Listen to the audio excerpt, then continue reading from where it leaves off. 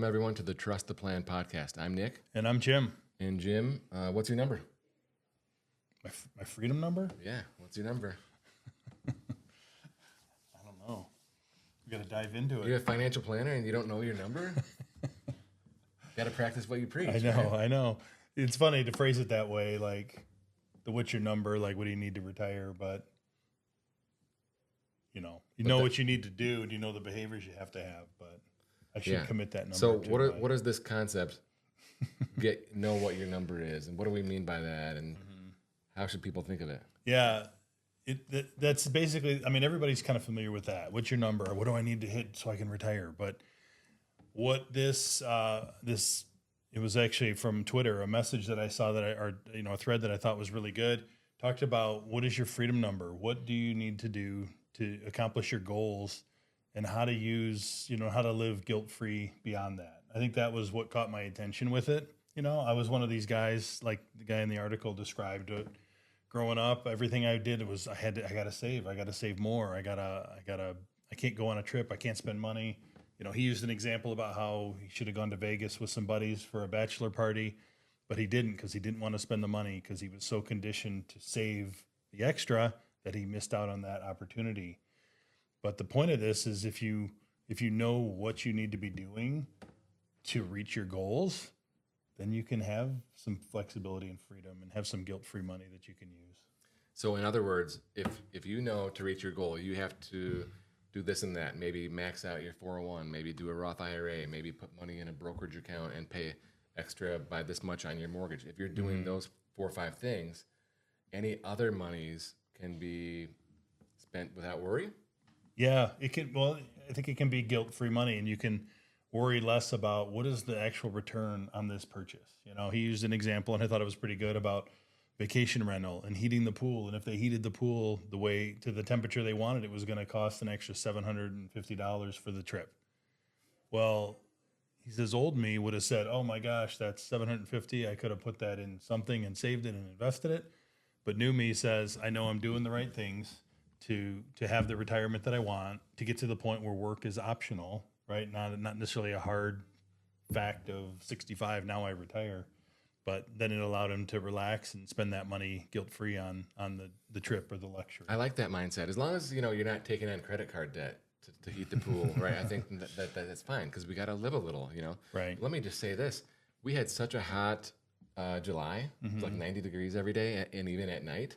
The lake was like 85 degrees. It's like bathwater.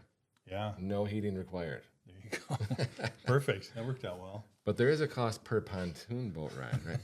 I can relate to this concept because as you were mentioning that Las Vegas trip, I remember one of my wife's best friends got married like in Jamaica or something, and we didn't go, probably like 2005, 2006.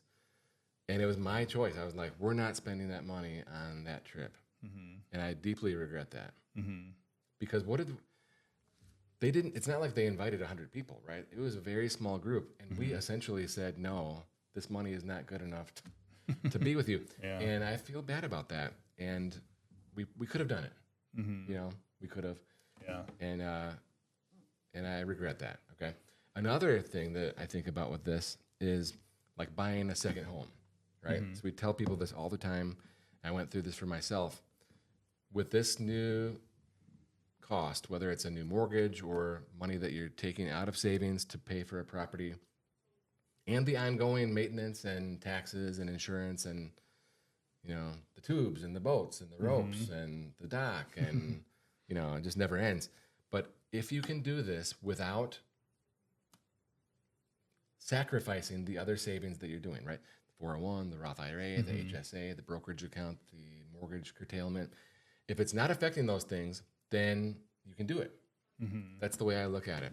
But if doing the second house, buying the cottage is going to mean that you can't do the 401, you can't put the money in the brokerage account, well, now, in order to reach the goal, all else equal, you probably have to work longer. We have to find another way to make more money. So I like the idea of this concept. Get your number, right? Make sure you're doing everything you can to get the number and check in periodically with your advisor. Make sure that you're on track. And then you can heat the pool guilt-free. You can have the cottage guilt-free. You can relocate. You can, supersize, right? For sure. But yeah, I think and maybe this is why the topic stuck out to me so much, but Emily and I have talked for a couple of years now about maybe we want to move. Maybe we want to live closer to Plymouth where our kids are in school and obviously the office is here.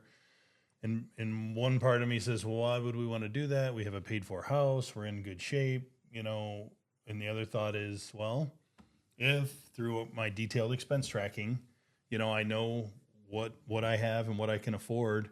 And if I can slide that payment in to a plan that works, if that's the priority for the family, then why not?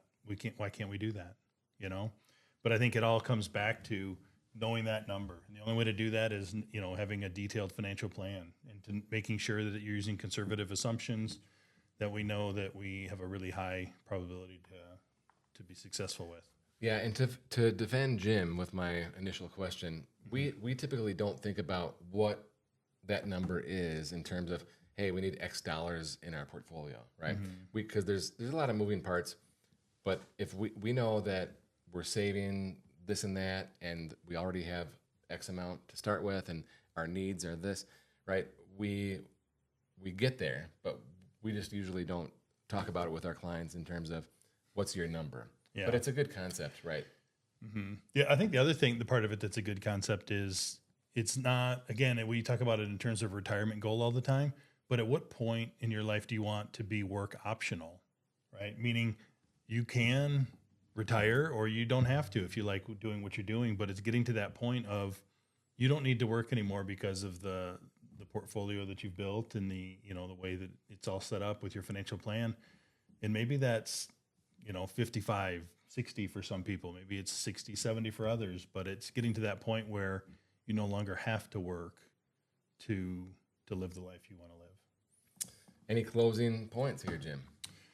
Yeah, I just thought it's a great takeaway. I think it's especially applicable even to young people because that's both of us gave stories about when we were young, right? And the habits we created when we were young. And young is the time to be thinking about it and learning. If I save X amount a year through my working years, will I be able to live the retirement I want? And if the answer is yes, then give yourself a little bit of freedom and ability to breathe and enjoy life as well. It's not save every dollar you can forever.